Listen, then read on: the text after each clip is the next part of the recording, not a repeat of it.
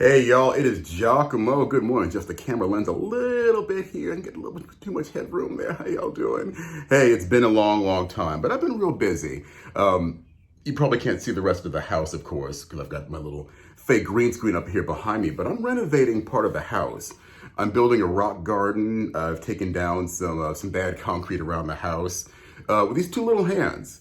It's kind of one of the things I wanted to touch on today in this video. You see, it's about LeBron James. Now, if you've been watching Twitter, it was yesterday and then I guess last night or this morning, he decided to apologize.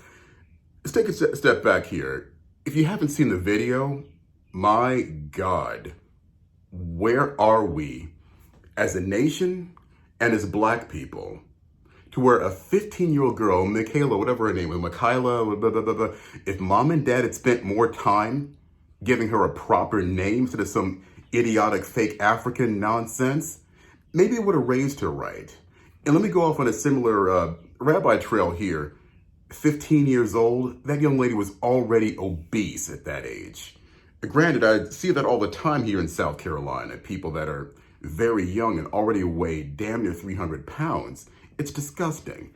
Let's not talk about that so much right now. It's a personal thing, but it does speak to how we as Black people are not treating ourselves right.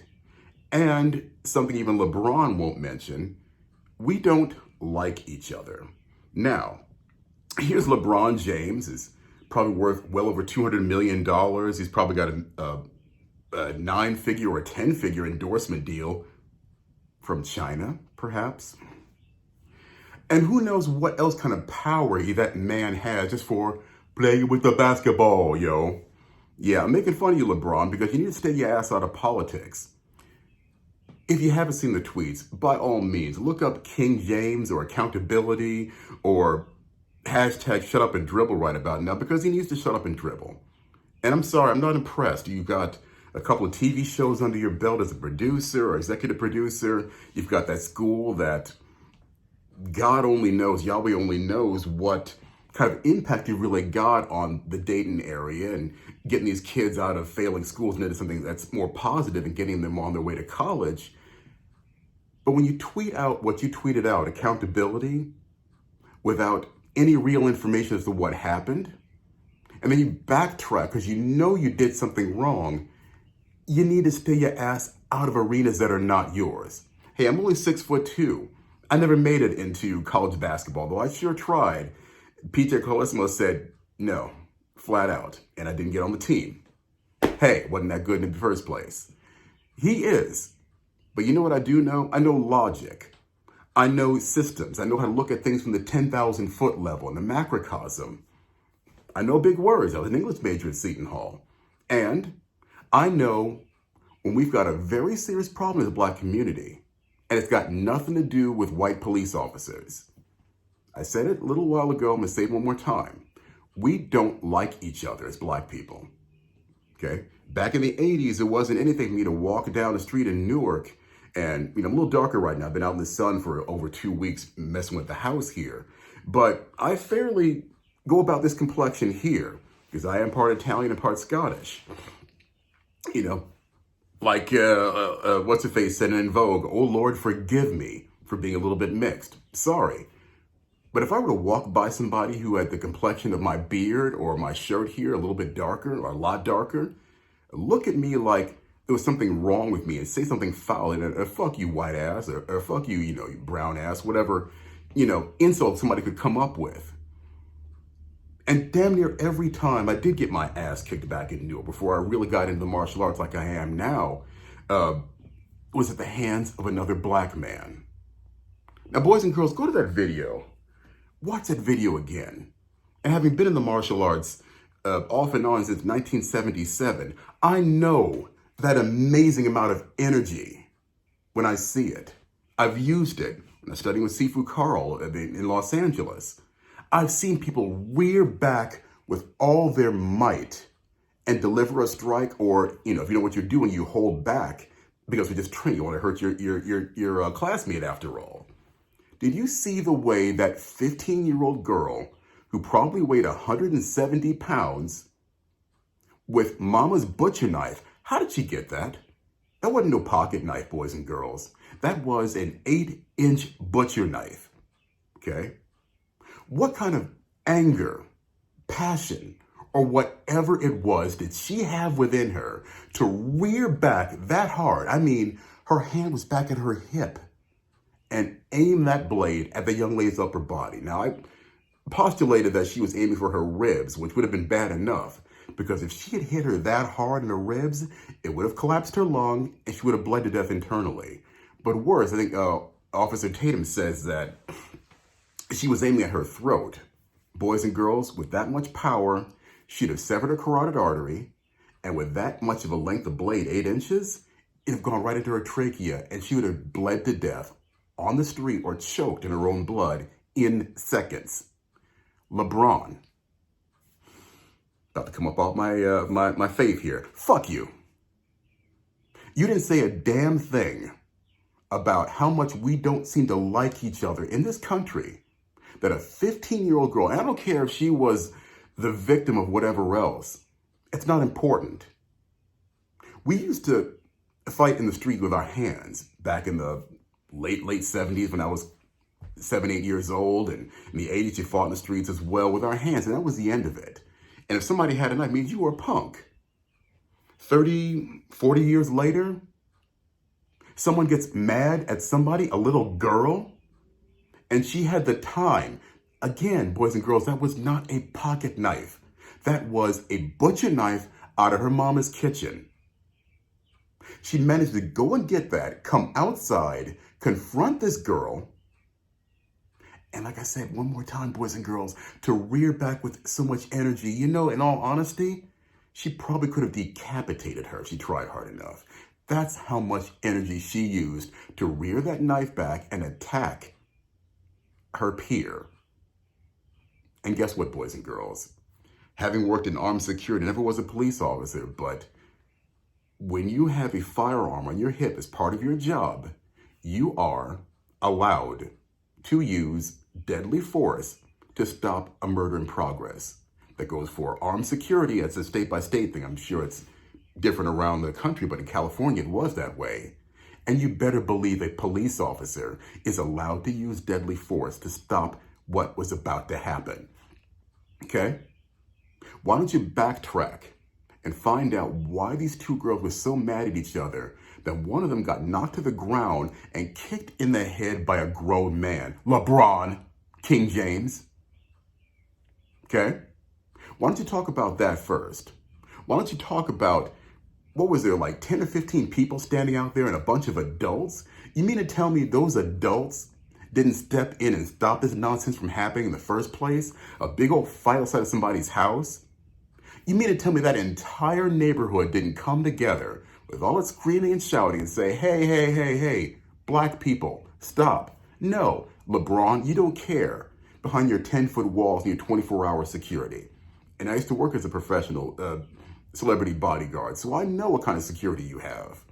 Round the clock, you got somebody with guns up your ass every day. And you better believe if an aggressive fan comes to harm you or your family, they're going to shoot. Homie, what you got now, huh? Okay. We don't like each other. And you, LeBron, and all you other woke celebrities, that goes for you too, Will Smith. I still work in this business. I might see your ass again. I might call you out and say, look, we got bigger problems to deal with. You can't go to any black neighborhood in this country, or every black neighborhood in this country, with the exception of I think Mount Vernon, never been there, but it's really, really nice. Or Baldwin Hills in California, which I have been to. It's an all-black community. Beautiful. Tree-lined streets, manicured lawns, great houses, people who are doing things for each other and for the community and for themselves. But you go to places like where I'm from in Newark, West Kinney, High Street, Bruce Street, where I used to live. All these little old tenements that are over 100 years old, people still living in them. DC I lived in as well. Squalor. And not one of you black celebrities, not one of you black woke-ass Mickey Fickies would go into the black community and say, okay, what do we need here? Do we need a fresh grocery store? Do we need a low-cost version of Whole Foods?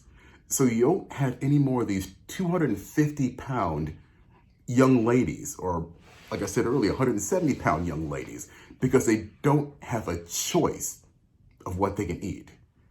Yeah, you drive in any black neighborhood in this country, you're going to see McDonald's and Burger King and Bojangles and KFC and a bunch of other fast garbage that we keep feeding each other, feeding ourselves, because we don't have enough time, or the only other grocery store, pardon me, is a bus ride or a long drive away and we don't have cars. Why don't you talk about that?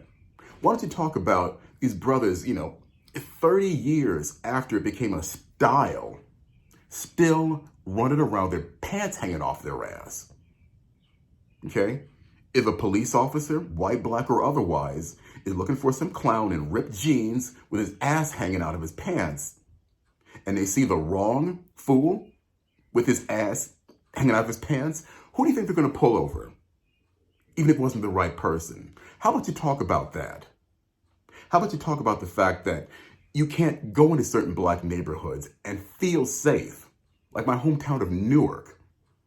My mother and I went there 2 years ago when we went to go bury Monsignor William Linder, who put me through Seton Hall Preparatory School with a scholarship. We were like, I can't believe Newark, Orange, and East Orange looks like this. And you know what I didn't see? No grocery stores. Nothing positive. Oh yeah, there's probably going to be a midnight basketball league or another rec center someplace where more chaos could happen and some street beef might happen on the court or indoors. We got a lot more problems, LeBron, than a whole bunch of people. Let me backtrack a little bit.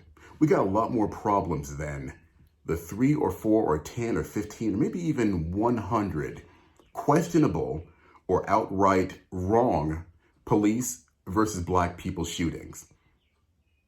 Every day. How about that young lady that just got murdered? Her and her dad got shot at a McDonald's drive-thru. You gonna tweet about that? You gonna tweet accountability for the friggin' gang members that shot a 9-year-old girl? Where you at, LeBron? Where you at, homie? When are you going to talk about neighborhood development, more black innovation, more black businesses in neighborhoods? How about real estate development? I had to come down here to my ancestral home of South Carolina to get property. And I'm going to tell you this right now, after all that I've been through and my failures and successes in Hollywood, I'm restoring my life because nobody black decided they wanted to help me. Yeah, okay. My landlord is white. My next door neighbor, who taught me how to break concrete, I'm a city boy, I don't know how to break concrete, was white. He taught me how to do it. My other next door neighbor who knows that I'm vegan, he shares his vegetables with me. He's taught me how to do some planting as well. So get off this accountability thing. The accountability starts with us. This color right here. We don't like each other, LeBron. And you need to pay attention to that. You and Will Smith and everybody else who's on the middle of this woke nonsense. We've got much bigger problems in the black community than a police officer who, unfortunately, you think he wanted to shoot a girl, a teenager, and from behind, you couldn't tell she was 15 or 18 or 25 as big as she was. But she was about to kill someone, and you don't care. You saw what you wanted to see. Your takeaway from behind your 10-foot walls and 24-hour security and that damn basketball, which is like pornography for black people. You saw what you wanted to see, and you were wrong, 100%. So, you got a choice, LeBron. You and everybody else, that's you and Shaq and Will Smith, Oprah, and I've heard the idea floated as well. You need to think about this. There needs to be a black version of a Trader Joe's or a Whole Foods or a Sprouts or a Fresh Market where you can get low-cost, fresh vegetables, lean meat. I don't eat meat any longer, but maybe even an opportunity to encourage black people to become vegetarians or vegans, or at the very least, add more plants to their diet so we don't die young any longer. Hypertension, diabetes, heart disease.